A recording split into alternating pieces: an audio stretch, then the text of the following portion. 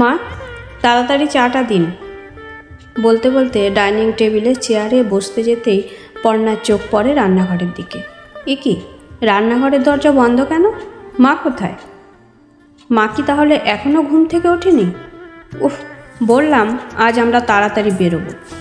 শাশুড়ির ঘরের দরজার কাছে এসে চেঁচিয়ে বলে, মা আপনার কি এখনও ঘুম ভাঙেনি? আপনার নয় রান্না ছাড়া আর কোনো কাজ নেই, কিন্তু আমাদের তো সবার কাজকর্ম আছে নাকি?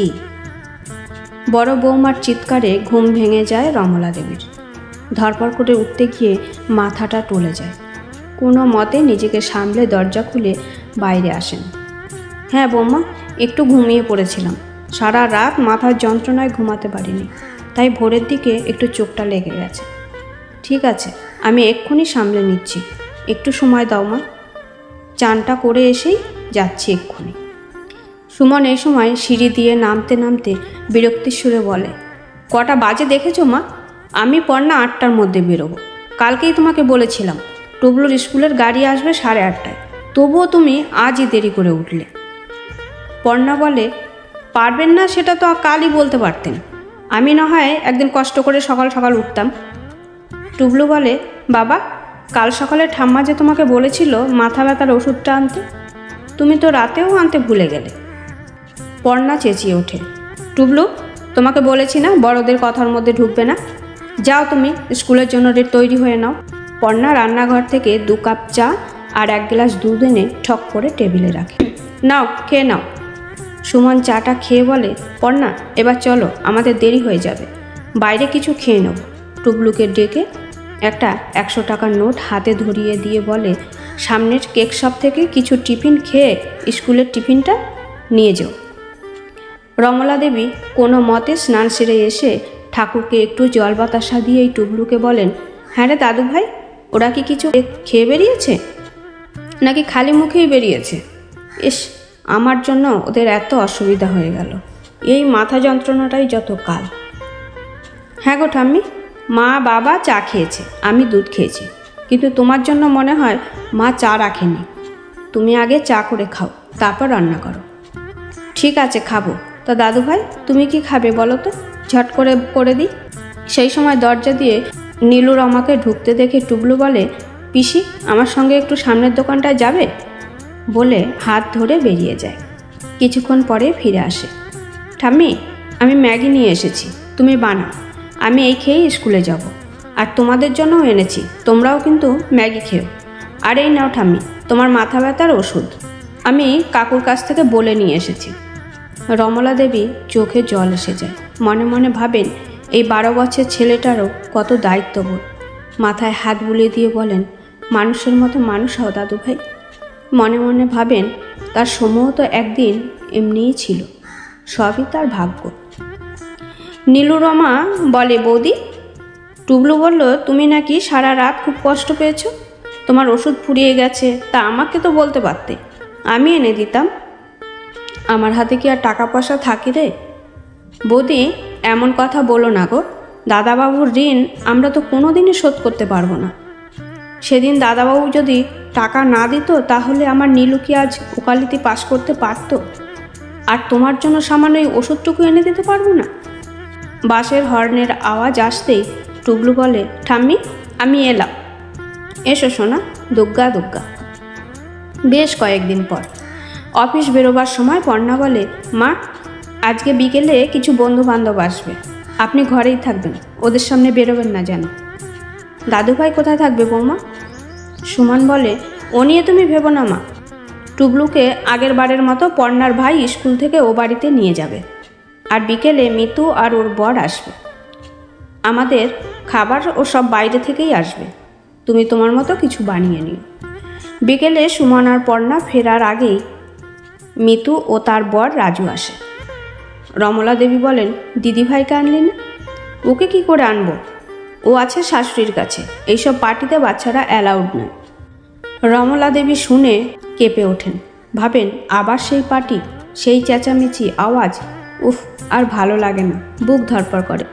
রাজু বলে, মা আপনি শুনেছেন তো আপনার ছেলের আবার প্রমোশন হয়েছে?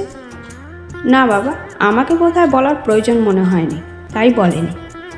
মিতু বলে, মা, দাদা বলছিল বাবার এই বাড়িটা প্রমোটারকে দিয়ে দুটো ফ্ল্যাট নেবে। উইলটা তোমার কাছেই আছে, তাই না? তুই এসব কি বলছিস মিতু? ইতস্তত করে রাজু বলে, মা, একটা ফ্ল্যাটে ওরা থাকবে আর অন্য একটা ফ্ল্যাটে এসব পার্টি হবে। এখন তো দাদাকে মাঝে মধ্যেই পার্টি দিতে হবে। মিতু বলে, আর জানো তো মা, তোমার সোনু দিদিভাই আর টুবলুর হোস্টেলের ব্যবস্থা হয়ে গেছে। ওরা এখন থেকে ওখানেই থেকে পড়াশোনা করবে। আর শোনো না মা, আর একটা কথা আছে। আমার শাশুড়ি আর তোমার জন্য আমরা একটা খুব ভালো থাকার ব্যবস্থা করেছি। ওখানে থেকে ওরা মাঝে মাঝেই বেড়াতে নিয়ে যায়, পুজোর সময় ঠাকুর দেখাতে নিয়ে যায়। সুন্দর এসি রুম। তোমরা খুব ভালো থাকবে ওখানে। রমলা দেবীর বুঝতে আর বাকি থাকে না কি হতে চলেছে, তবুও কিছু না বলে চুপ করেই থাকেন। সন্ধে হতেই সবাই একে একে এসে যায়। মিতু ওপরে যাবার সময় অবশ্য দরজাটা টেনে দিয়ে গেছিল, তবুও ওদের নাচ গান হইচই সব রমলা দেবীর কানে আসছিল। তার অসহ্য লাগছিল। তিনি শেষে সহ্য করতে না পেরে কানে বালিশ চাপা দিয়ে শুয়ে পড়েন। দুধ মুড়িটুকুও খেতে ইচ্ছে করে না। পরের দিন নীলুরমা কাজে আসতেই রমলা দেবী বলেন, নীলুকে দুপুরবেলা একবার আসতে বলিস তো। যেদিন ওর সুবিধে। বেশ কয়েকদিন পর পর্ণা অফিস থেকে ফিরে দেখে বাইরের গেটে বেশ বড় একটা তালা ঝুলছে। দেখেই মাথা গরম হয়ে যায়। ওহ, পারি না আর। এই বুড়ি আবার কোথায় গেল? টুবলুই বা কোথায়? ওই বা স্কুল থেকে ফিরে কোথায় গেল? নাকি মাই টুবলুকে নিয়ে কোথাও গেছে? না, না বলে তো কোথাও যায় না কোথাও। পর্ণা সুমনকে ফোন করে। সুমনও অবাক হয়ে বলে, তার মানে? মা তো কোনোদিনও কোথাও যায় না। তাছাড়া টুবলু? তুমি আশেপাশের বাড়ি জিজ্ঞেস করো, আমি এক্ষুনি আসছি। পর্ণা এবারই ও বাড়ি জিজ্ঞেস করে, কিন্তু কেউ কিছুই বলতে পারে না। কি করবে ভেবে না পেয়ে পর্ণা বাড়ির সামনেই বসে পড়ে। এমন সময় দেখে টুবলুকে ছোটবেলায় পড়াতো যে দিদিমণি, সে টুবলুকে বাড়ির সামনে দিতে এসেছে। পর্ণা জিজ্ঞেস করতেই টুবলু বলল, ঠাম্মি আমার কাছে রেখে গেছে, বলল আমার আসতে দেরি হলে 6টার সময় যেন তোমাদের কাছে দিয়ে যাই। ইতিমধ্যেই সুমনও এসে পড়ে। পর্ণা বলে, তোমার মা যেখানে যাবার গেছেন, তা বলে চাবিটা তো টুবলুর হাতে দিয়ে যেতে পারতেন। সুমন অনেক কষ্ট করে তালা ভেঙে বাড়িতে ঢোকে। পর্ণা বলে, এই জন্যই বলেছিলাম মাকে বৃদ্ধাশ্রমে রেখে আসতে। হ্যাঁ জানি, কিন্তু আমি বলেছিলাম রান্নার মাসে আসো, না হলে তো তোমারই অসুবিধা হতো। উফ, কিন্তু এখন মা যে কোথায় গেল কে জানে। আমি মিতুকে ফোন করেছিলাম, মিতুও অবাক। রাতে যদি না ফেরে তাহলে কাল আবার খুঁজতে যেতে হবে। কি যে করে কে জানে। বিরক্ত লাগে, আর ভালো লাগে না। অফিস থেকে এসে যত জ্বালা, আবার কাল খুঁজতে বেরোতে হবে। টুবলু কাঁদতে থাকে। পর্ণা বলে, এখন কাঁদছো কেন? যখন তোমাকে রেখে গেল তখন আটকাওনি কেন? পরের দিন সকালবেলা মিতু মেয়েকে স্কুলে দিয়ে এখানে চলে আসে। টুবলুকেও জোর করে স্কুলে পাঠিয়ে দেয় পর্ণা। হঠাৎ আবার দরজার কলিং বেল বেজে ওঠে। সুমন বলে, এখন আবার কে এলো? মা এলো নাকি? দরজা খুলতেই দেখেন পুলিশ অফিসার। আপনি সুমনবাবু তো? হ্যাঁ। মায়ের কি কিছু খবর? মায়ের জন্য চিন্তা করছেন? অবাক করলেন মশাই। তা আমি কি বলছি আগে শুনুন। আপনি কাল এই বাড়ির দরজা খুলে তালা ভেঙে ঢুকেছেন। জানেন কি, এই অপরাধে আপনার জেল পর্যন্ত হতে পারে। সুমন বলে, মানে? আপনি বলছেনটা কি? আমার বাড়ি আমি তালা ভেঙে ঢুকেছি। আপনি কে মশাই এতে মাথা ঘামানো? আপনি বরং কেন এসেছেন সেটা বলুন।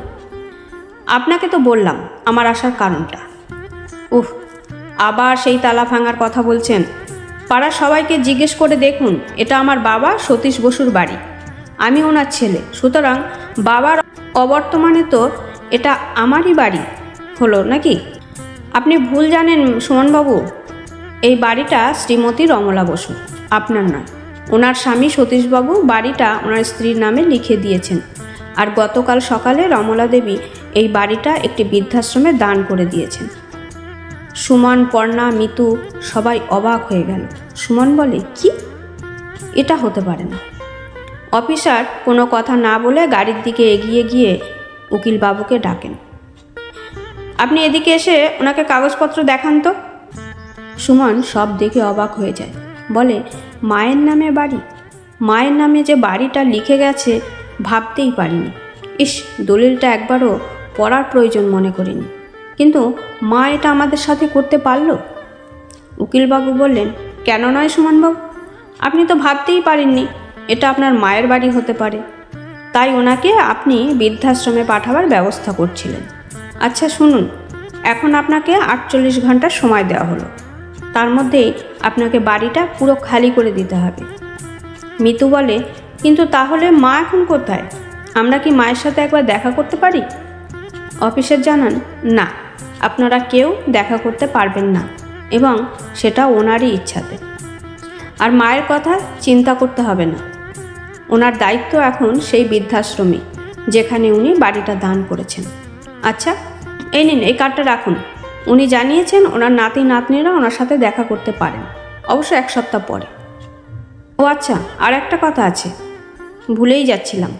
কথায় আছে না, কুসন্তান যদিও হয় কুমাতা কখনো নয়। তো আপনাদের ভাই বোনদের যদি কোনোদিনও বৃদ্ধাশ্রমে থাকার প্রয়োজন হয়, তাহলে আপনারা এই বৃদ্ধাশ্রমেই বিনা পয়সায় থাকতে পারবেন। আপনাদের মা সেই ব্যবস্থা করে দিয়েছেন। আচ্ছা, ভালো থাকবেন, আসি। আর কোনো কিছু কথা বলার ক্ষমতা থাকে না কারো। সবাই কিং কর্তব্য বিমূঢ় হয়ে অফিসারে যাওয়ার পথের দিকে তাকিয়ে থাকে।